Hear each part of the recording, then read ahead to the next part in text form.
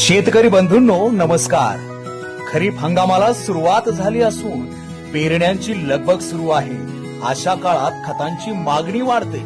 मागील 3 वर्षात राज्यात खरीप हंगामात सरासरी सुमारे 42 लाख मेट्रिक टन रासायनिक खतांचा वापर झाला असून त्यामध्ये मुख्यतः युरिया, डीएपी, एमओपी, संयुक्त खते आणि एसएसपी यांचा समावेश होता। पण यंदा डीएपी खताचा पुरवठा मर्यादित आहे। त्यामुळे केवळ डीएपी वर अवलंबून न राहता पर्यायी खतांचा योग्य वापर करणं आवश्यक आहे। त्यामुळे यंदाच्या हंगामातही उपलब्ध पर्यायांचा विचार करून त्यांचा वापर करणे गरजेचे आहे। आपल्याला माहिती आहे डीएपी खतामध्ये 18% नत्र आणि 46% स्फुरद असतो। हे खरं तर अनेक पिकांसाठी उपयुक्त खत आहे।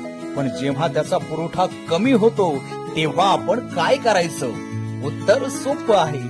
डीएपी ला चांगले पर्याय उपलब्ध आहे। सर्वात आधी एसएसपी सिंगल सुपर फॉस्फेट, यामध्ये स्फुरद 16%, सोबतच सल्फर आणि सूक्ष्म अन्नद्रव्य असतात। तेलबिया विशेषतः सोयाबीन साठी तर एसएसपी अत्यंत फायदेशीर आहे। 1 गोणी डीएपी ऐवजी अर्धी गोणी युरिया आणि 3 गोण्या एसएसपी वापरल्यास ते उत्तम पर्याय ठरतो।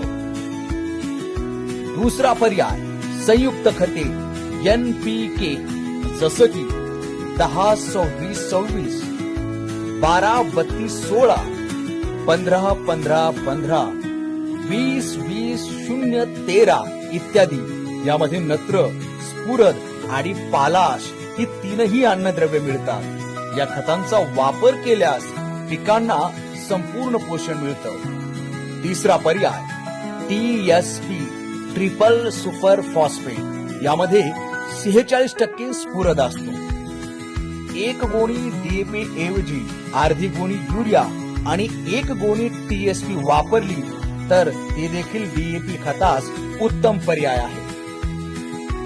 म्हणून शेतकरी मित्रांनो, फक्त डीएपी खतावर अवलंबून न राहता पर्यायी खताचा वापर करा। मृद आरोग्य पत्रिका आधारित खत वापरा, खतांचा संतुलित वापर करा आणि शेतीला भरभराटीची दिशा द्या। शेतकरी बंधूंनो ध्यानात घ्या, डीएपी खतास पर्यायी खताचा वापर केल्यास खतांचा संतुलित तर वापर होतो, पण खर्चातही फार मोठी वाढ होत नाही।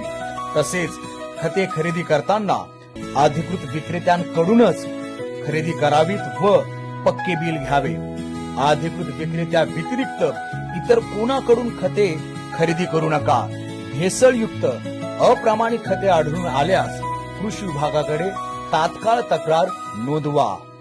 धन्यवाद।